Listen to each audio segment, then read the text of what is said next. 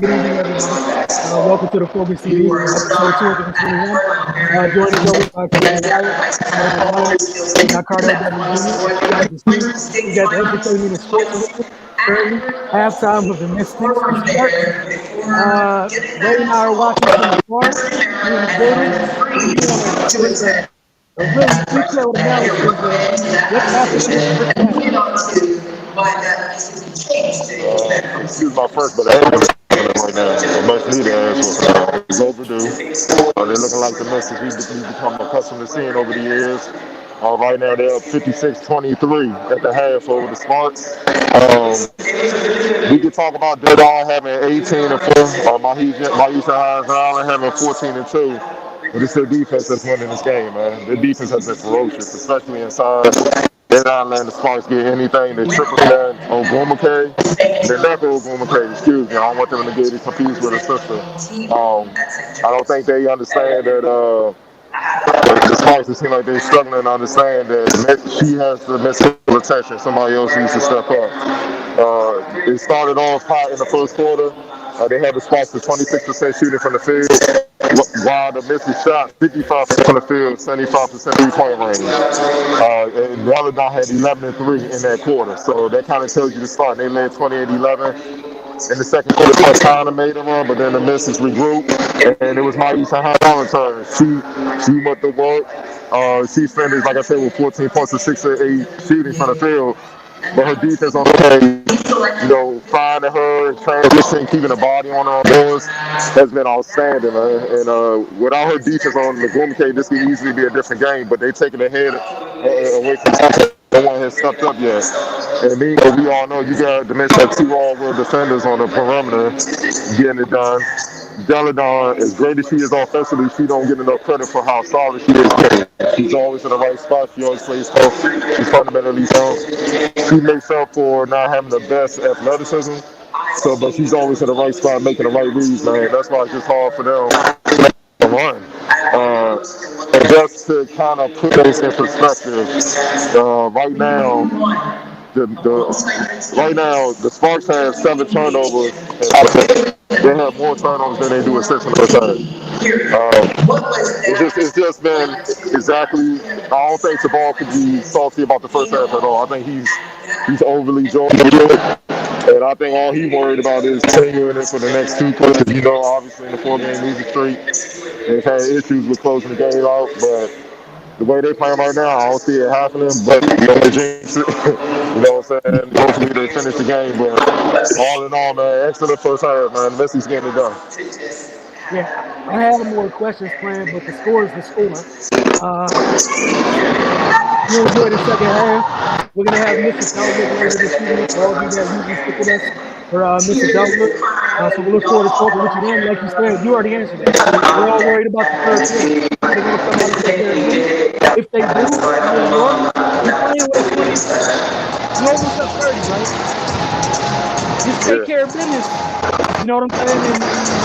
And it'll be okay. We know the sense of urgency. We know they can't feel happy. Before the game, I know you said, you're riding for and you know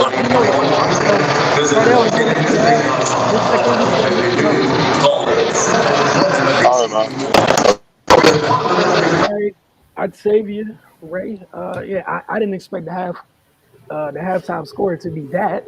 But it is what it is. Ray, we've been sitting there watching them go through it. What do just you guys quick thoughts on the halftime score of what Cardell said about the first half? We already know the importance of keeping it up within the second half, but just want to get you guys quick take before we move on. The defense, man. And for the first time, they're getting it done at high level on both sides of the floor. Like the last couple games, they've been in it defensively, but the offense has been lagging. But when you're clicking on both ends like that, it's hard for the other team because while in games past they've been really strapping defensively. They couldn't throw a rock in the ocean on the other end. And that it's not as deflating. When you get a stop and then you come right back on the other end. And you match that futility. you know, the other team just doesn't really feel it as much. But when you get a stop and it turns into quick points and it just keeps snowballing, and man, that's how you get 56-23 at halftime. You know, and they're not letting up. They're keeping the foot on the gas. You know, I'm sure they're amped up for having Elena back. They're at home, you know, in the midst of a long homestand. It's just everything's clicking for them right now. And you know, it's good to see, man. They're playing a perfect basketball game, and Sparks just ran into a buzz, so it's nothing they can do about it. It just is what it is at this point, man. Like, you know, you don't give up, but they know what's happening right now. The best they can do is just try to make it respectable, to be honest. You muted. Appreciate it. Hadn't done it in a while. Might as well pick right back up, right? You know, the first couple of minutes going to be really pivotal in the second half. You know, Neck is still on her get back tour. For we all know the reasons as to why. You know, but again, Washington, there's no reason for you, you know, like Cardell said, no one wants to jinx it. You take care of business, you focus on the next home game. You got it. It's uphill. You got an uphill climb. You literally, as cliche, as corny as it may be, it's one game at a time. Like Tavian, I heard you mention like it's about time almost. I think it's something to that effect, right? Yeah, I mean, I feel like it's literally due time for them. You know, with the 4-game losing streak they're coming off of, and getting Elena back, they're getting back in the swing of things. And you know, their last couple of defeats were a little bit of not concerning. What's the word I'm trying to look for? They were a little bit disheartening because a lot of those games they were in, and they definitely should have been able to pull some of them out.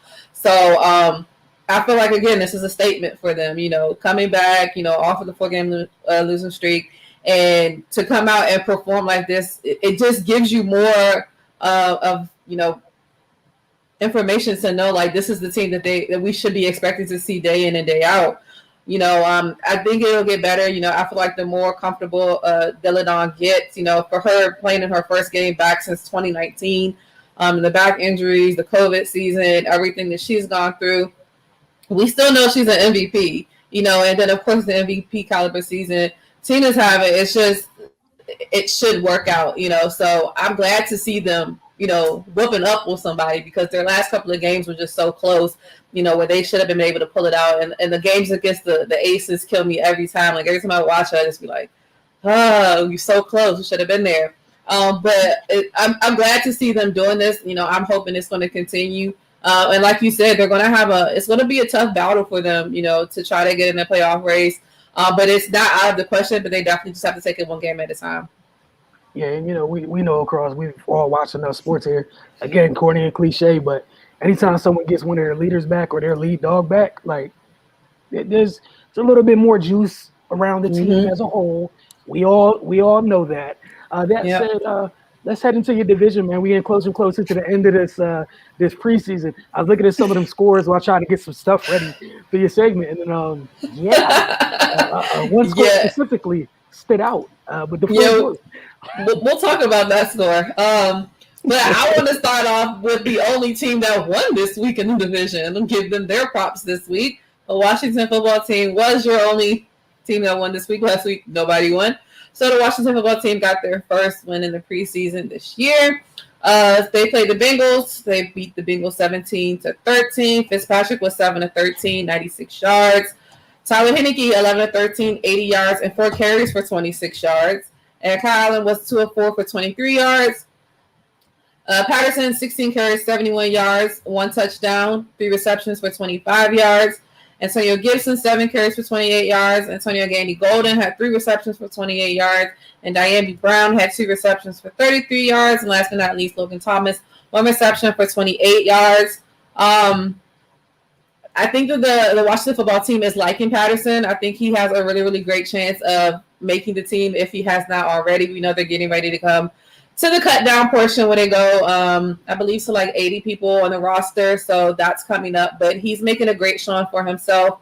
He's an undrafted free agent from Buffalo. You know, he ran for 71 yards, caught 3 passes for 25 yards, and had a 37-yard kickoff return. So he's made a workhorse for them. You know, I love to see players, you know, undrafted, especially in preseason, because we didn't have preseason last year. So a lot of players really didn't get to show, you know, what they're able to do if you weren't already a solidified player. So it's nice to see these players be able to get an opportunity and go out there and perform.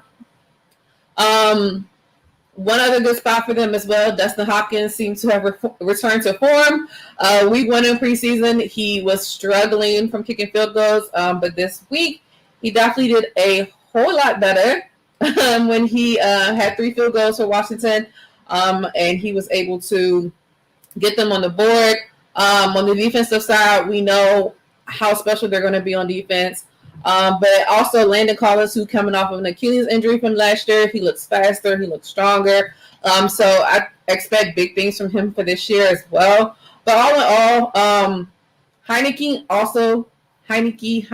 however you want to say his name, he had a good showing as well. He will no doubtedly be the backup to Fitzpatrick. But he's definitely making it probably a little bit tougher for Ron, but I'm sure Ron is already geared in and pretty sure Fitz is going to be the starter. I don't know if it's been officially named. As we know, there are so many quarterbacks who have not been named starters yet, which is crazy to me, and it's across the league for some odd reason. But it's been a good season for them. So, they have one more preseason game coming up, and we'll be able to talk about that next week. I'll go ahead and get into the stinker that happened. It was a horrible showing. Yeah, you already knew before I even said anything. Exactly. The Philadelphia Eagles played the Patriots, and they lost 35-0. Joe Flacco was 10 of 17, 83 yards, 1 interception, and 2 carries for -1 yards and 1 fumble loss. Nick Mullins was 5 of 10, 27 yards, and 1 interception. Elijah Holyfield had 4 carries for 31 yards. Kenneth Gainwell, 5 carries for 21 yards and 3 receptions for 23 yards. Miles Sanders, 2 carries for 13 yards. Nick Stoll had 4 receptions for 33 yards. Devontae Smith, first preseason action, 2 receptions for 19 yards. And Richard Rodgers had 2 receptions for 16 yards. So the storyline in this one was that it was Devontae Smith's first time playing the preseason coming off an MCL sprain. And everybody was excited, at least that's the talk. I was excited to see Jalen Hurts and Devontae Smith finally get to play together. Jalen Smith had his uniform on, had his pads on, had his helmets on, was dancing on the field, and next thing you know, he was a scratch. Apparently he had an illness not related to COVID-19, had some type of stomach issue, abdominal pains, where he did check into the hospital, but he has since been released. Don't know what it was. Also, majority of the starters for the Eagles did not play this week. Outside of Smith, Sanders did not play in week 1. But he got a couple of carries in week 2. We didn't really see much from Quez. We didn't see much from Jalen. Serrani is basically talking about that since they had the joint practice this week with the Patriots, there were a lot of 7-on-7, 11-on-11. There were pretty much mini games happening all week long, so a lot of the starters got a lot of rest. But at the end of the day, there's still no excuse for a 35-0 whooping on national TV. It was embarrassing, and I'm sure that there are so many things that have to go back to the board. There were still some injuries. Kayvon Wallace, who has been struggling with the groin injury, was able to play, but he injured his groin again, so it's going to be tough to see if he's able to then compete for a starting position as well. Also, tight end Jason Kroon was carted off the field with a knee injury. He was in the running for tight end. Also, Tyree Jackson, who was the former quarterback turned tight end, he's also with some injuries. So tight end room is getting a little bit smaller, but of course the starters are Zach Ertz. We have, of course, Dallas Goedert. Richard Rodgers was there in a pinch for them last year. He's going to have to be big for them as well. And Stoll as well, who took majority of the snaps at the tight end position for this game. But it was just a thrashing. The defense just, without Brandon Graham, Fletcher Cox didn't play, Jason Hargrave, Derek Barnett, Josh Sweat, and others they were just demolished everywhere. Like the Patriots just ran all up and through, pretty much did whatever they wanted. Only, like I said, bright side is just the fact that there weren't any starters really playing.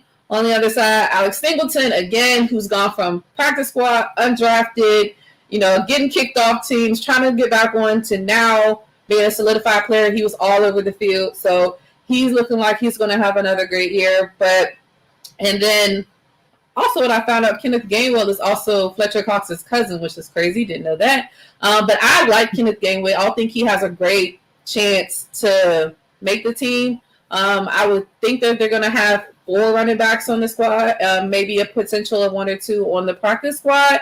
I would see, of course, Miles Sanders, Howard, probably Boston Scott, and then it's going to be between Gainwell or Elijah Holyfield. So still keeping their options open. Again, we're kind of coming down to cut down to the 80 people on the roster. Hopefully Nick Mullins gets cut, but I don't know what'll happen with that. I hope they take him back somewhere soon. Like at this point, give me Nate Sudfeld back. It's like, no, I don't want him either. But either way, I mean, better than next game we had the Giants who played against the Browns. The Giants lost to the Browns 17-13. Brian Lerucki, sorry if I pronounced your last name wrong, was 11 of 19, 108 yards, 1 touchdown, 1 interceptions, and 3 carries for 27 yards. Mike Glennon was 10 of 13, 86 yards. Corey Kimmett, 9 carries for 30 yards. Devontae Booker, 6 carries for 27 yards and 1 touchdown. Bryson John had 3 receptions for 58 yards. David Sills, the 5th, 3 receptions, 31 yards and 1 touchdown. And Dante Pettis, 3 receptions, 25 yards and 1 carry for 4 yards. Again, there was a lot of heavy usage of running backs in this game, which kind of indicates that Saquon is probably going to start, maybe getting some more work the closer and closer we get to the 3rd and final preseason game. One thing that's crazy to me is because there's only 3 preseason games this year. You don't really know how people are going to go. A lot of times in the fourth game in the preseason, it's usually nobody plays. Everybody got their work in 3rd or 2nd game.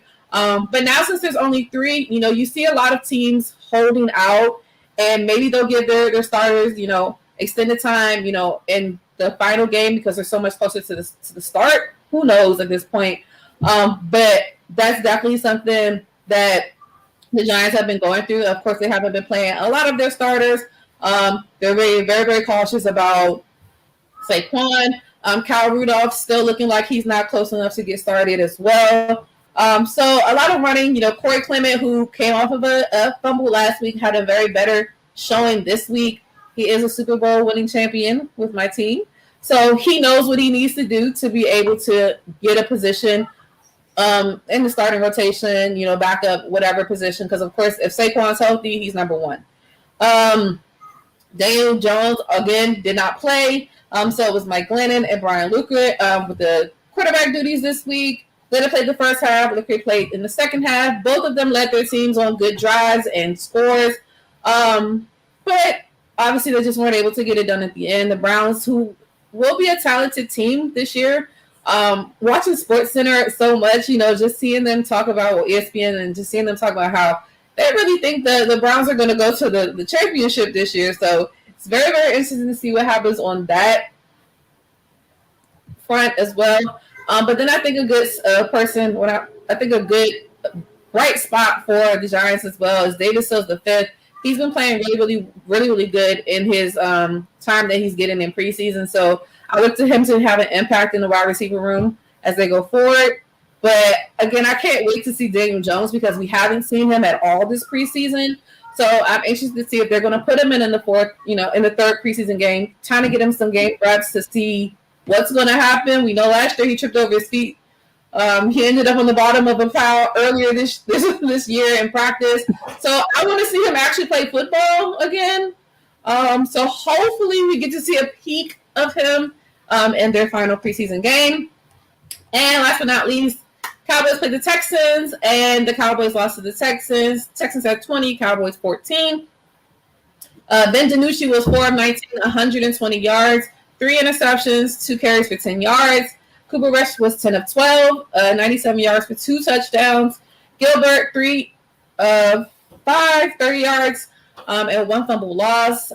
Rico Dowdle, 6 carries, 31 yards. Tony Pollard had 5 carries for 20 yards. Davis had 2 carries for 11 yards. Noah Brown, 3 receptions for 35 yards. Osiris Mitchell, 2 receptions for 31 yards. Cedric Wilson, 3 receptions, 22 yards and 1 touchdown. Again, no Dak. And it appears that there's still some competition as far as who's going to be the backup quarterback. Again, we had DiNucci, you had Gilbert, and you had Rush. And we know that Rush was the backup for most of the season last year. Well, not last year, but in 2017 before Andy Dalton came and became the solidified backup. And now we know that Andy Dalton is in Chicago. So there's still some rumblings of who would actually be, that backup quarterback for them. We know that Dak is still coming off of the ankles injury, and we know that he's coming off of now this shoulder injury that, initially they thought was day-to-day, week-to-week, and we still have not seen Dak in a preseason game. We haven't seen him in any type of full contact football since the injury. So I'll be interested to see if he's going to be good enough to go next week in the preseason, because I feel like he needs to at least get some type of reps. He needs to kind of get back into, I'm sure he's doing stuff in practice, things that we can't see, but I'm sure that they really want that game time speed with his speedy, amazing wide receiving core. I think the Dallas Cowboys have probably the best wide receiving core in the league, with CeeDee Lamb, Amari Cooper, even, the ones that are showing up now, Cedric Wilson, you still got Michael Gallup. They have a lot of good, and then, of course, their tight ends. So it still leaves a lot desirable, for me to find out what's going on with them. I feel like them telling me if Dak is going to be 100% and ready to go is going to be a good thing for them. Also, we didn't really get to see a lot of work for Ezekiel. We know he's gotten in a better shape. He's trying to protect the ball more. That's his focus this year. But for me, it's still hard to know until I actually see him out there with the big boys. So I'm interested to see if he's going to get any work this upcoming preseason game as well. But it was nice to see that the entire Dallas starting offensive line played for the first time together this preseason with Tyron Smith, Zach Martin, all of them, of course, coming off of injuries at one point or another.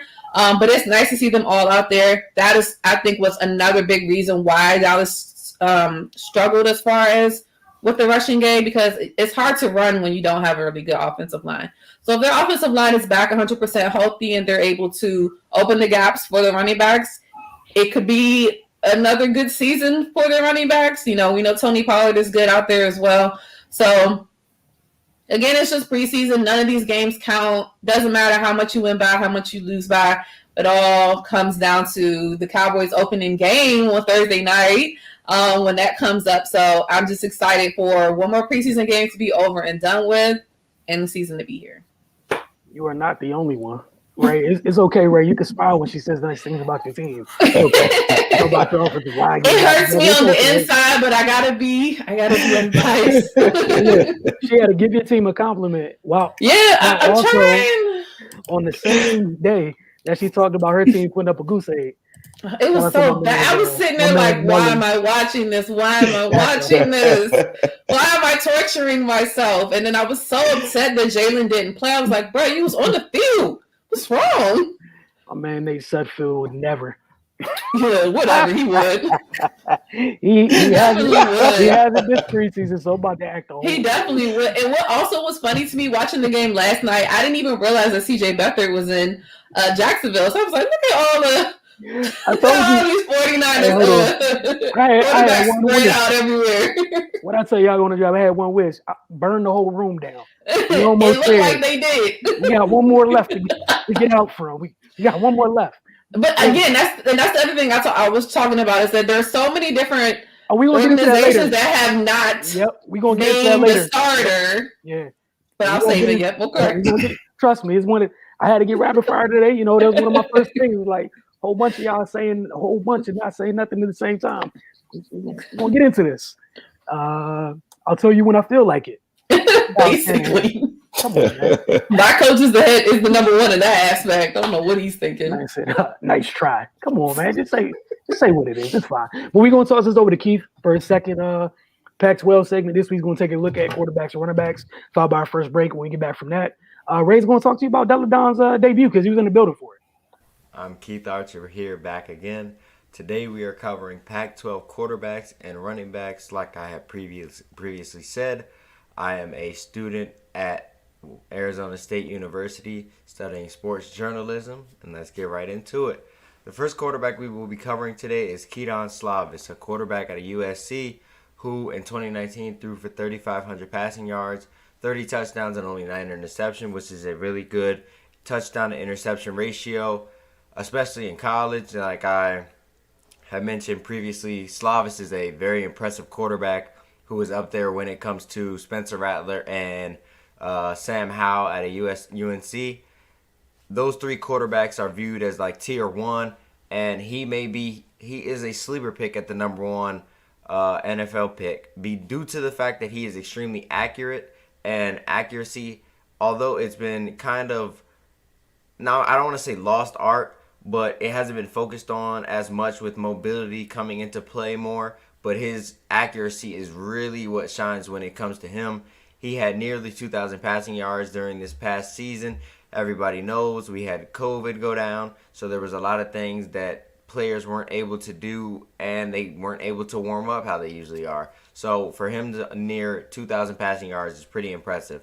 Next is UCLA's quarterback, Dorian Thompson Robinson. He offers rushing upside, and like I just spoke about a few seconds ago, mobility is it's starting to become, I don't want to say a necessity, but almost that when it comes to NFL scouts. He had 3 games over 50 rushing yards, including one with 100 rushing yards.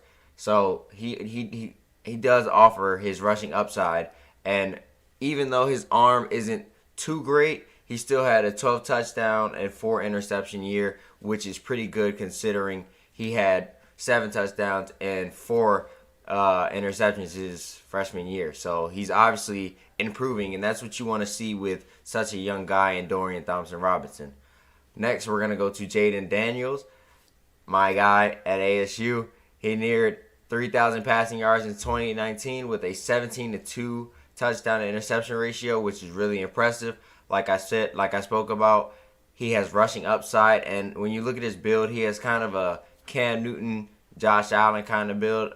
His arm might not be the same, but he definitely is a stronger, taller, lengthier guy when it comes to the quarterback position. He had 3 rushing touchdowns in 2019 and 4 rushing touchdowns in 2020. So obviously he's improving. He actually led his team to a 70-7 win against the University of Arizona. So when playing your rival games are always big, and to see him perform like that against his rival is extremely impressive. Dylan Morris out of Washington, he was 3-1 this past season. His highest game came with 272 passing yards against Utah. He had 1 game with 3 interceptions, so obviously he's looking to bounce back from that. But like I said a few minutes ago, this past season was like no other. So I'm gonna give him some leeway when it comes to having a bounce back season, because it isn't always easy to play when you have a mask on, especially a mask on your helmet, and you weren't able to go to preseason and camp and things like that. So he definitely is looking to jump back and get in the forefront of his career and hope to improve light years of where he was last year. Last, we're going to talk about Jayden De Laura out of Washington State. He was 1-3 as a starter, and he had 1 game over 300 passing yards, and he had a 2 touchdown game, which, although, when you look at quarterbacks like Slavis, Daniels, and Thompson, who are providing higher games with rushing upside and passing upside, De Laura is looking to provide more passing touchdowns, 3-4 touchdown games, and include more than just 1 300 passing yard game, maybe even touch 400 passing yards, which, although it's easier said than done, nonetheless is pretty impressive that he had a 300 passing yard game, and he only had 4 games. So one of the 4 games he provided good upside.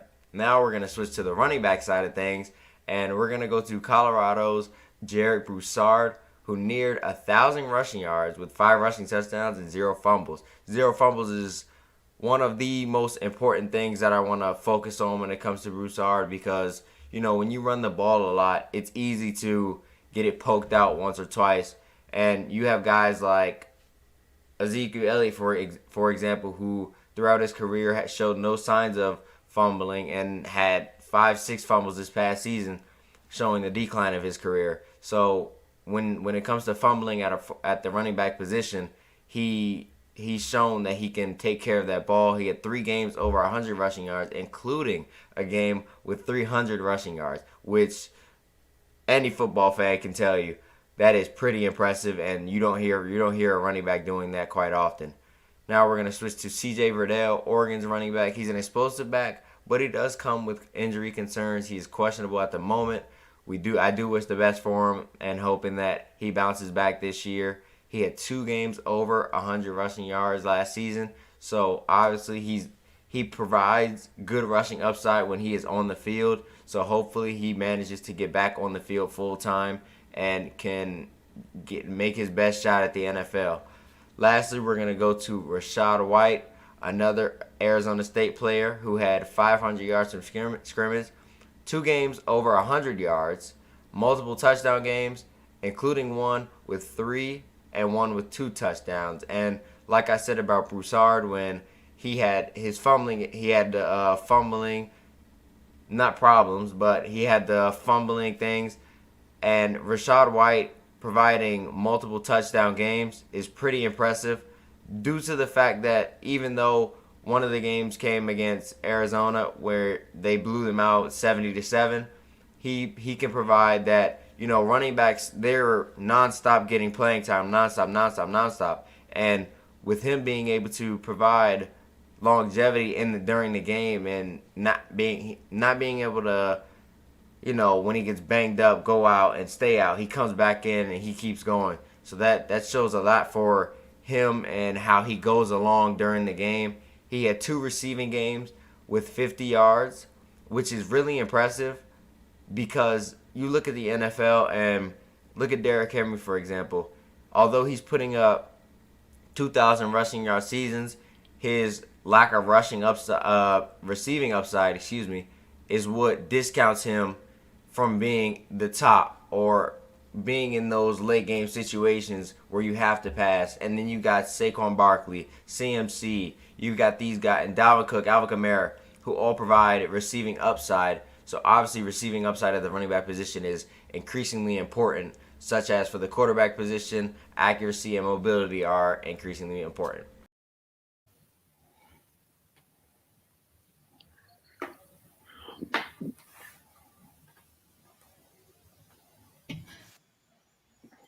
Welcome back to the Focus TV. Shout out to Keith for knocking out the second segment.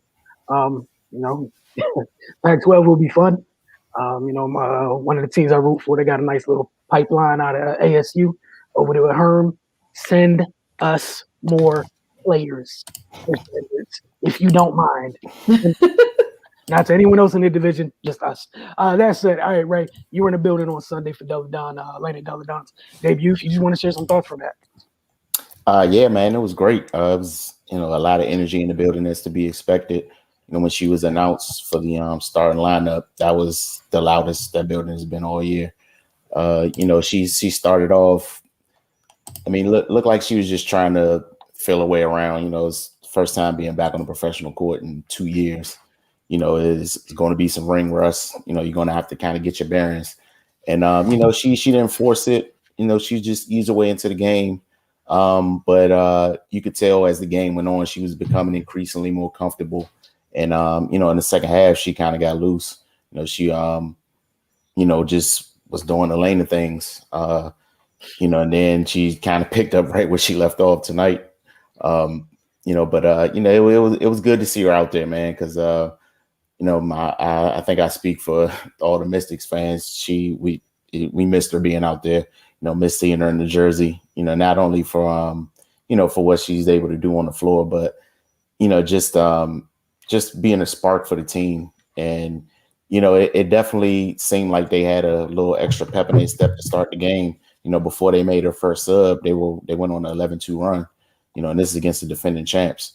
So yeah, it was a little, they were a little juiced up, and for good reason, man. I'm sure they're happy to have her back. Just another veteran player with that level of skill that they can put, next to Tina and the other people they already have. Just kind of takes pressure off the other players. Coach Tebow was saying this year they acquired a lot of people that were just expected to have, just kind of not limited roles, but were brought in to do a specific thing, but due to necessity, they've had to expand their roles, and they've responded to that. It's been some bumps, which you can't fault them for, but yeah, man, they're just starting to be whole as a team, And today they announced that Emma wasn't coming back. She's getting some much deserved rest. But so now they kind of know what they're going to look like moving forward. Of course, barring any injuries, hopefully we don't have to deal with that anymore. For the remainder of the season. But I mean they're handling business tonight. And then they got Dallas on back-to-back games Thursday and Saturday, so they can really put themselves in a good position come weeks in regards to the playoffs. Dallas and LA are the two teams in front of them right now. So yeah, man, they can do themselves a whole lot of favors. But yeah, man, it was definitely great to see Elena back out there. She looks like she still knows how to play basketball. So yeah, man, I'm just excited to see her, just kind of get more back into the swing of things, get her sea legs under her. I think the more time she has on the floor, it's going to get increasingly more difficult for opposing teams. So yeah, man, shout out to her and just glad to have her back. Yeah, you speak for yourself. Just as a WNBA as a whole, it's always good when top players get back. We had Stewie out for some time. That was several other notable players in the past few years. So happy that she's back. Washington is also happy that she's back. But real quick update from DC United, like I told you guys last week. They had just finished the first leg of a 3-game week. So look, man, things did not get better for the Black and Red last week after I talked to you. They fell to New England on the road 3-2 on Saturday. Atlanta United came into Audi and beat them 2-1. Despite heavily outshooting Atlanta United, I'm talking about they put up 27 shots. DC United fell to the visitors 2-1. Joseph Martinez and Marcelino Marino scored for Atlanta. Jordan Reyna put the home side on the board with a spectacular free kick. It was definitely worth the watch. But, Hernan Losada said after the game, it's kind of like, yeah, you already made a spectacular shot, but, it'd be kind of cool if we kind of made some of the plain Jane opportunities too. Like, it's cool that he did something that might have went viral. But, again, 26 other shots. Some of which, 6 yards out type thing, just not finishing. As I said, several great chances. One that comes to mind, Ola Kamara after a rebound off the corner, ball rolls out to him. He's one of the top goal scorers in the league. 6 yards out, and I know he wanted that one back. Did not hit that ball right, and airmails it over the goal. A couple minutes later, youngster Kevin Paredes gets the ball in space, tries to cut back, put it on his favorite left foot. And I know he wanted that shot back too, because it just went straight to Bragozan. And shout out to Bragozan, because he was under fire. Like I said, 27 shots, 6 big saves, and every one of them saves, I'm talking like huge saves. None of them, maybe one was pedestrian, so 5 out of 6 of them were needed. Again, Jordi Reyna, the mentioned, had the 1 goal. He came in the second half and really gave life to DC. DC had some issues dealing with Atlanta's counters in the first half. One of the things DC United likes to do, they press high, which means everybody got to be on the stream, but be on the same page. When you step high, you got to step high together. You step back, you got to step back together. And they were getting countered in Atlanta, the type of talent they got offensively. You don't want to give people numbers. And, they gave Atlanta numbers in the first half.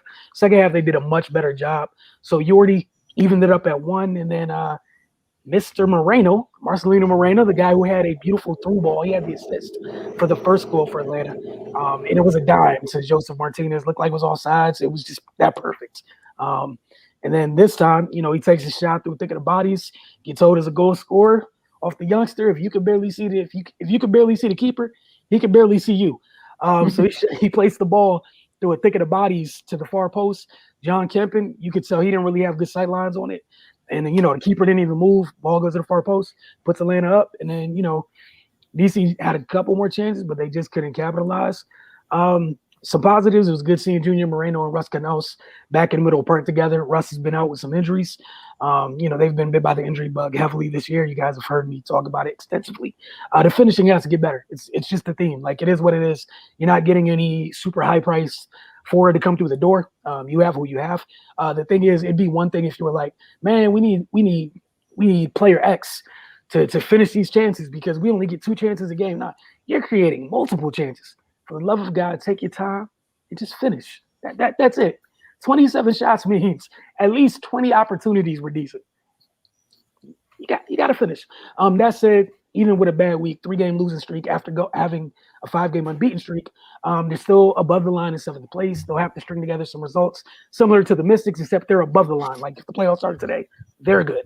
The Mystics still got to get above the invisible line. But Atlanta, who just beat them, they're at 8th and they're tied in points. So like both teams have 27 points. Again, DC United will be hosting Philadelphia this weekend. Pivotal, you kind of want to take care of this one. You need the result. 1 point would be great, but you can't afford to take an L right now. They like DC United also have a nice stretch of home games. Down the stretch of the regular season, just got to take advantage of it, man. They both control their own destiny, and what better way could you have it? On the Jamal Hayward and the 9-4-50 breakdown this week, breaking down a sidestep to show you guys some different variations off it. Again, breaking down a sidestep, and then when we get back, rapid fire and such. Today we're going to break down the sidestep. It's a popular move.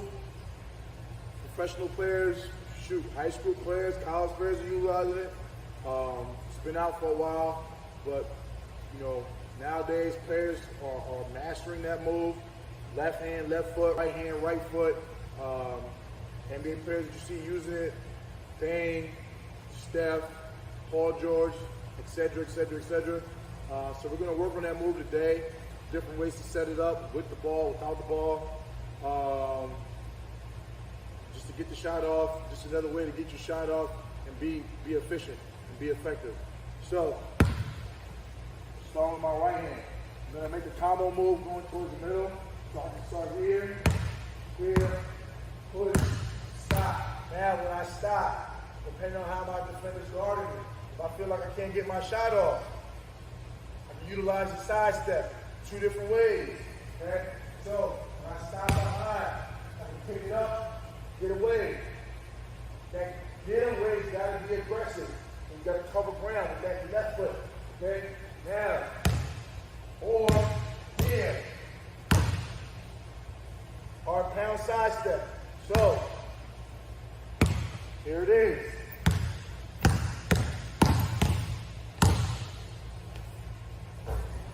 That's the pound side step.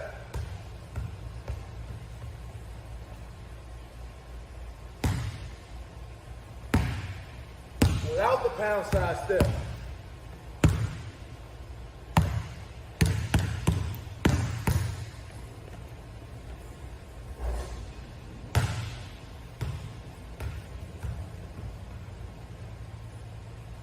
Another option, depending on how your defender's guarding you. Let's just say I'm curling, okay? Or I'm coming off a handoff, either or. And my defender is either trailing me or goes under. And I need to get to that middle, get to that nail. So now when I'm here, and I stop. Same thing. I can pick it up, side step, or I can pick it up. Shot. One or the other. Utilize that side step.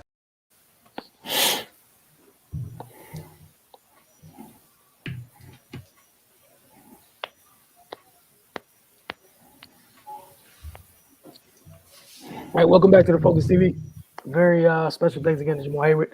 Back this week, the 9-4-50 breakdown. All right, y'all. Do my best with some of these questions. Octavia, I told you we're going to get some of this NFL stuff. NBA giving us a little bit of a reprieve, so a little heavy NFL. NBA, I'm sure, not to be outdone. They'll probably be back next week in the news cycle with a bang. Because why not, right? All right, so we're going to start with ESPN's Jeremy Fowler, who says that, quote, there are a lot of people around the league that I speak to. They say this might be the year that everybody figures out Lamar Jackson, end quote. Wanted to get you guys' thoughts on this wonderful comment about a 24, 25-year-old former MVP already. So, Octavia, I guess we'll start with you because Jeremy Fowler talked to some people who he can't share their names. So, that's what I was going to start with. I was like, who are said people? Who are these people you speak of? And what have they decided that they have figured out? Because even if you can figure out, can you stop it? Doesn't look like anybody's been able to do that yet. And I'm sure that, even if somebody were to figure it out, that he would be able to adapt. I think that they always just try to discredit him so much that it's crazy that they can't just give him his props for what he does. He's an excellent quarterback. He's very mobile and he can throw accurately. Why can't he just be that? I just feel like they always have something to say. I loved his response. I doubt it. I doubt it too. So I think me and Lamar are on the same page. Jeremy, I need you to tell me who your sources are. I need to fact check you and run this through because I don't know who these people are. But even if they were, if these people said this, why would they tell you? Don't you think they would leave it to them, keep it to themselves? We figured out Lamar. If you go tell Lamar, then maybe he's going to do something different. So I just don't understand.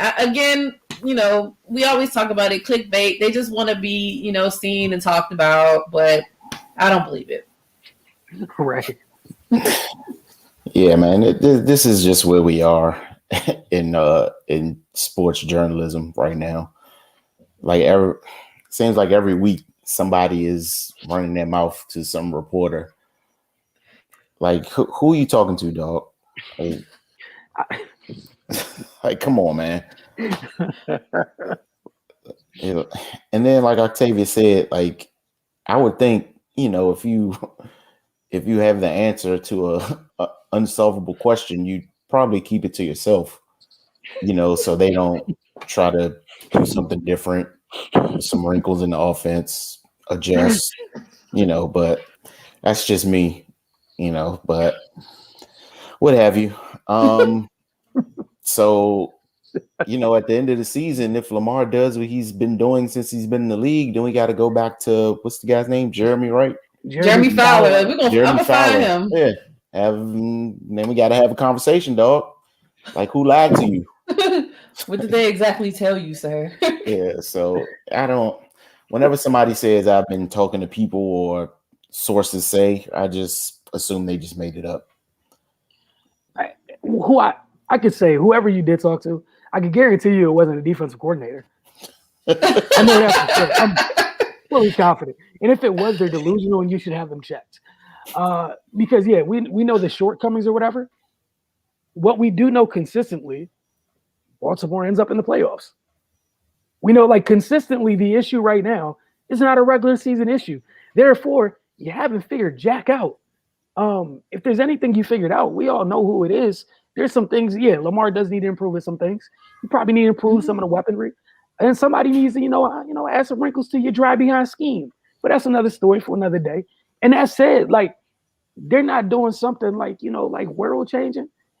This thing been on tape since 2012, which makes it even worse. A little behind the curve there, sir. So if you can go back to 2012 and get tape on it, why you can't stop? And this is my other thing is talk about quarterbacks all the time, man. This is just wild. Y'all gotta take a deep breath, let stuff go. We're gonna get into it a little bit more because I got another one of these questions for y'all. Moving on to the second one, like I said, NBA giving us a reprieve. I tell you, we talked about this a little earlier. What do you guys view on some NFL teams? You got the Rams, nobody that I'm paying money to is gonna touch preseason field. Y'all can ball out. We're gonna get all our work in joint practices.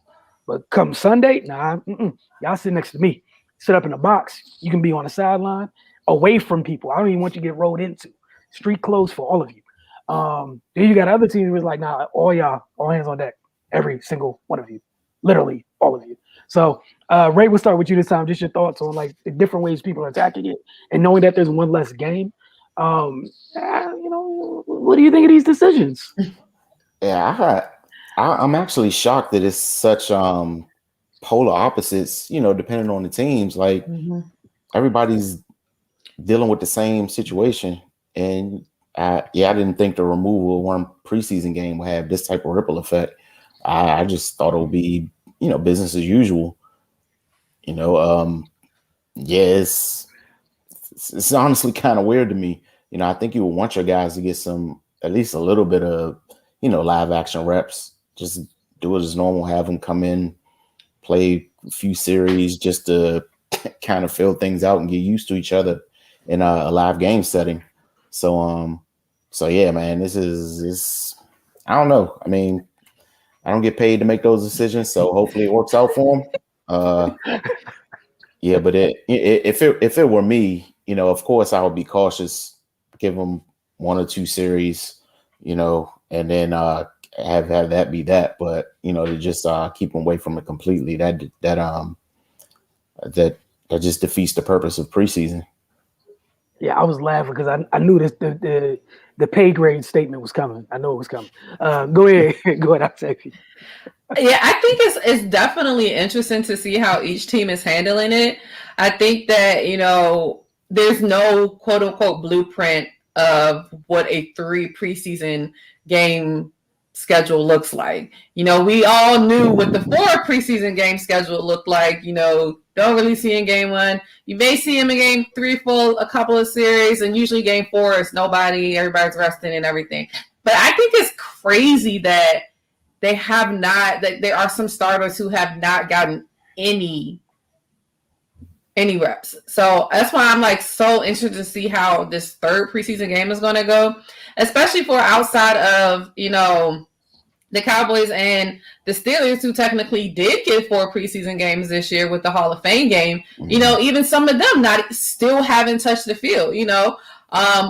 Ben Roethlisberger, I know he is accident prone. We've seen that in the past umpteenth years, but he didn't play a lot last year, and he's not getting any faster. He's actually getting a little bit slower. So for him to not get any game time reps to me is crazy. I get not having him out there for a full quarter. You don't really need to see what he can do because it's Ben Roethlisberger. You know what he's capable of doing. But I feel like he's got to get in some type of rhythm. There's a lot of new players. He has a lot of new personnel to figure out. And I just think it's crazy that there are players. Daniel Jones, he had a good second year, but we know how fast that can turn around.